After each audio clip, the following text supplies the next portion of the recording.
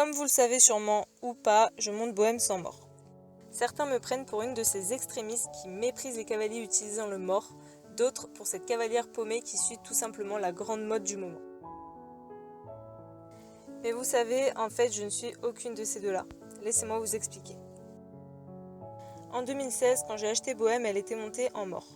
Un mort à aiguille simple. Je l'ai passé sur un mort à aiguille en caoutchouc pour plus de confort et l'ai monté un certain temps comme ça. Ça nous convenait plutôt bien à toutes les deux. Voulant consolider ma relation avec ma jument, je décide de commencer le travail à pied. J'achète alors mon premier licol Eto. Vous savez, les licols noirs tout simples, taille unique de chez Decat. D'ailleurs, sans surprise, il était un peu grand pour Bohème. Notre relation grandissant, je me mets de temps en temps à partir en balade avec le licol. Bohème écoute très bien et la transition du filet au licol est une formalité. Le temps passe et on arrive en 2017.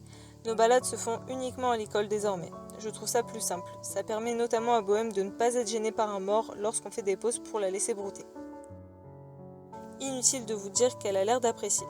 D'ailleurs, ça se passe tellement bien en licol qu'on se met de temps en temps à bosser sur le plat avec. Très vite, on arrive à obtenir les mêmes choses qu'en mort.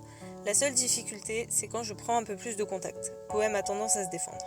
Mais en même temps, il faut avouer qu'une simple corde qui exerce une pression en continu ou presque sur le chanfrein, ça doit pas être très agréable.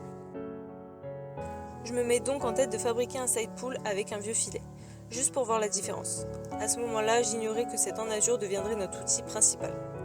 On est au printemps. On finit l'année scolaire en jonglant entre le licol et le side pour les balades et le travail entre nous, et on garde le mort pour les cours avec notre coach. L'été passe et durant cette période, on n'utilisera pas du tout le mort, parce que je monte peu à cause de la chaleur et que quand je monte, c'est pour partir en balade et se faire plaisir. En septembre, on reprend les cours et là, catastrophe. Bohème refuse tout contact sur le mort et se défend beaucoup. Je me remets en question. Face à ces réactions, beaucoup auraient été tentés de mettre un mort plus dur pour qu'elle cède. J'ai pesé le pour et le contre. Je me suis dit qu'avec un mort plus dur, les résultats seraient quasi immédiats, mais à quel prix ?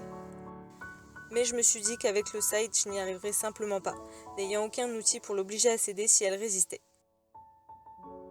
Puis je me suis dit que si je m'accrochais, on finirait forcément par arriver à quelque chose, même si c'était long.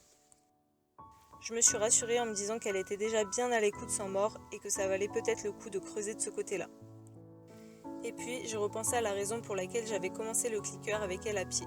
Parce que tout ce qui était demandé dans la contrainte était fait certes, mais dans un état d'esprit négatif. J'ai réfléchi à ces notions de renforcement positif et renforcement négatif.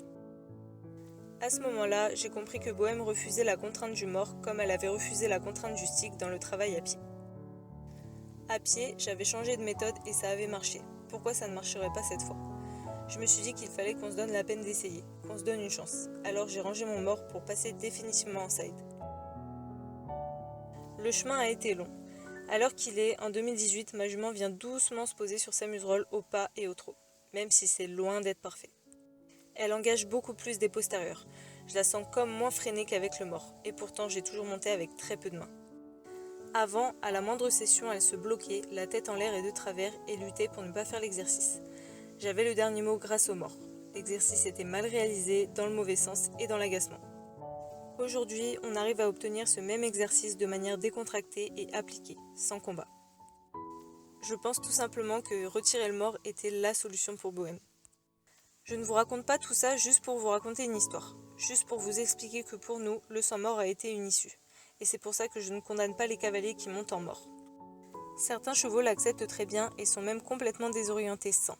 Chaque cheval a un passé différent, chaque cheval a un caractère différent et chaque cheval n'est selon moi pas fait pour être monté sans mort. Je ne suis pas radicale car pour moi, un licol éthologique mal utilisé peut faire 100 fois plus de dégâts qu'un mort. Un mort très dur associé à une main très précise et très douce sera 100 fois plus agréable pour un cheval qu'un acamor associé à une main très dure et injuste.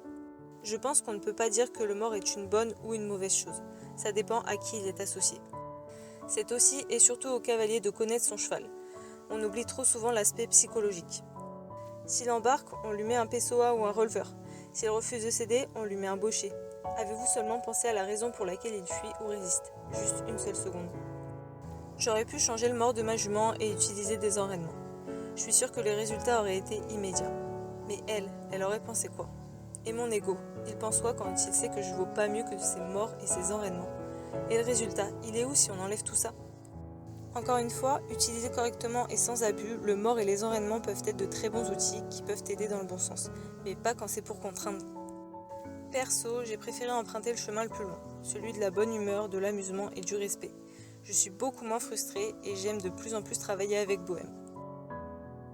Puis, pour me rassurer de notre minuscule niveau, je me dis que si c'était trop parfait, trop vite, on s'ennuierait beaucoup trop.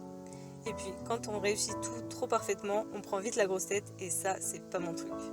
Et vous, le mort, vous en pensez quoi?